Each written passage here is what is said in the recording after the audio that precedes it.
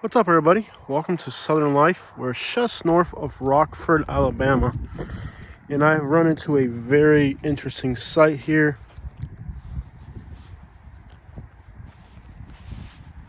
One of the most interesting grave sites that I've seen since I've been in Alabama.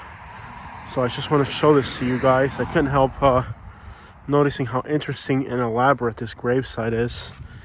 There's a lot of interesting roadside in Alabama, and this site in particular is very impressive. So we're gonna respectfully go through here. It is cold as crap. In fact, it's snowed here last night a little bit. I was looking at the radar, and it's definitely cold enough to snow today, so we might be able to see snow. But definitely soak this in, guys. What an interesting gravesite. Very elaborate. 1897. McEwen. I hope I'm pronouncing that right. McEwen.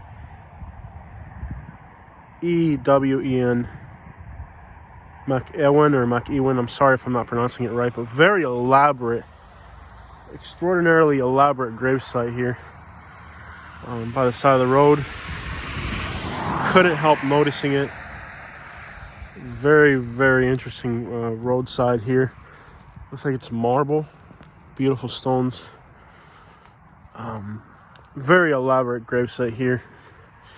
Just couldn't help noticing it. There's a lot of interesting stuff on the roadsides of Alabama, and this caught my attention.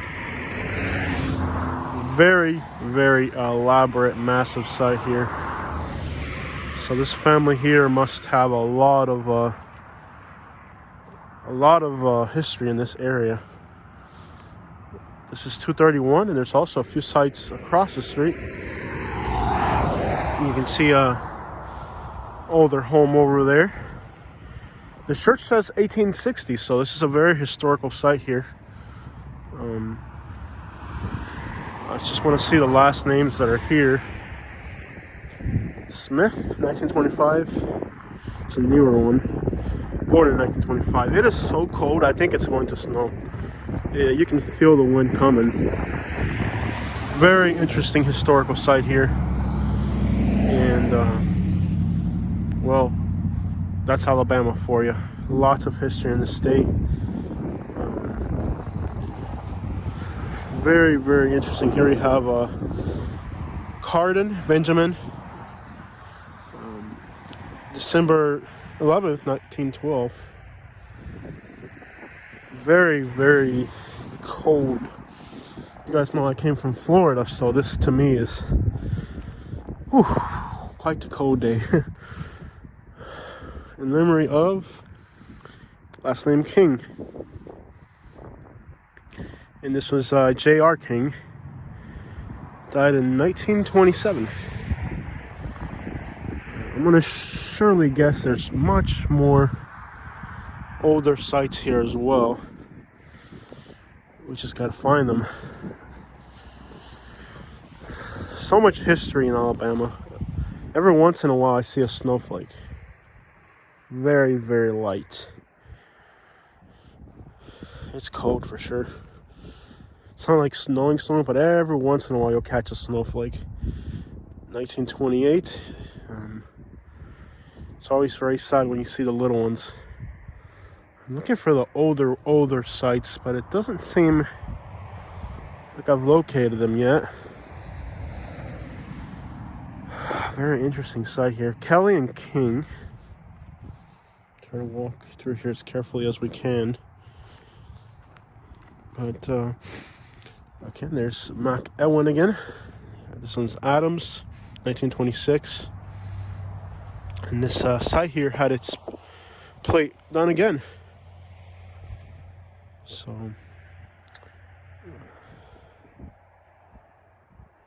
here we have Henry Carringer, if I'm pronouncing these not correct. It's snowing. I just saw a snowflake. Really cool. Cool. Henry, Confederate States Army, 1863.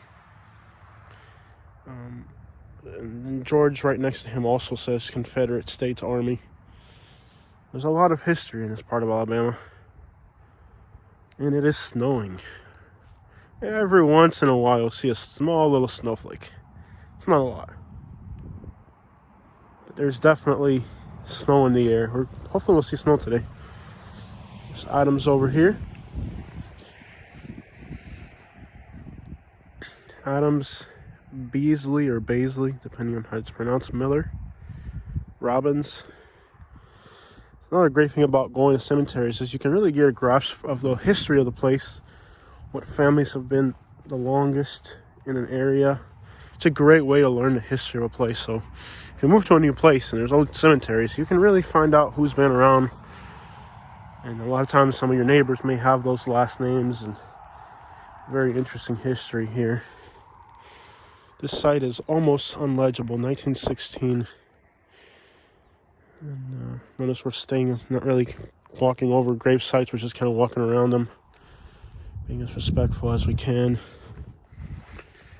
You'll see a lot of Confederate States of America. You also see a lot of Spanish-American War.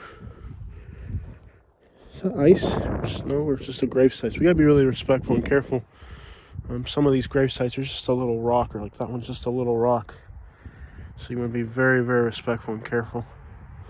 You'll see a lot of Confederate States of America.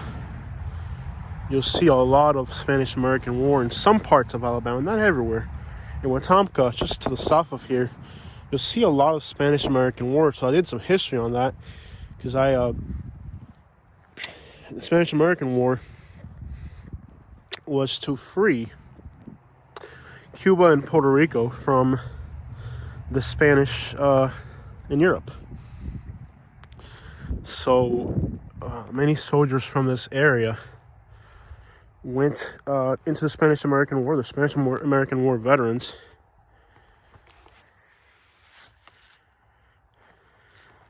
They're veterans of the Spanish-American War, and they went to Cuba and Puerto Rico and fought a war to expel the Spanish from America.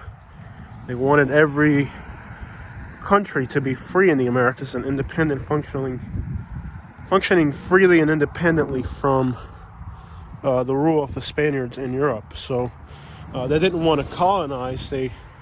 Many people in Cuba and Puerto Rico wanted to be part of the United States.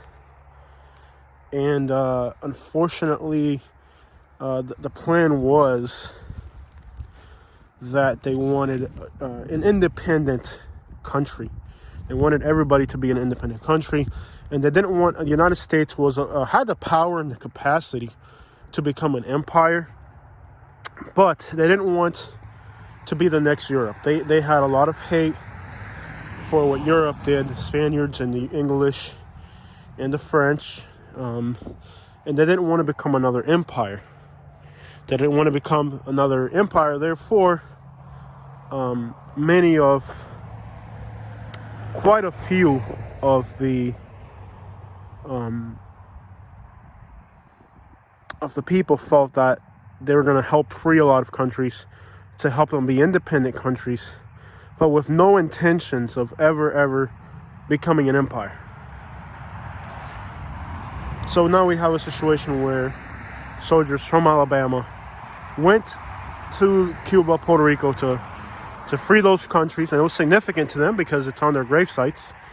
When you put something on your grave site, usually it's your religion or your accomplishments in life. So it just gives you a little bit. When you go to a grave site and there's so many people, like in Wetumpka, well, there's so many people who fought for the Spanish-American War, it lets you know that it was significant for them. That's why they put it on their grave sites. And, well, the idea back then was that each country in America would be independent and free from European rule. And many soldiers from Alabama went to Cuba, went to Puerto Rico, and even to some parts of the Pacific to extract the Spaniards. And that's what the Spanish-American War was about. It was about Alabama, America, helping Cuba and Puerto Rico become free from the rule of the Spaniards. Could it have been that they saw that as a threat also? Who knows? We don't really know the full grasp of the reasons behind that situation. But definitely, they wanted independent countries, and many of the Cubans and Puerto Ricans just want to be part of the United States as well. But the fear of becoming an empire, that really disturbed a lot of the Americans who said, we can't do that. We freed ourselves from the empires of Europe. So how are we now going to do the same thing they did? Not sure why I lost my voice. Probably because it's so cold. I'm not used to this. All right, y'all. Checking out from Alabama.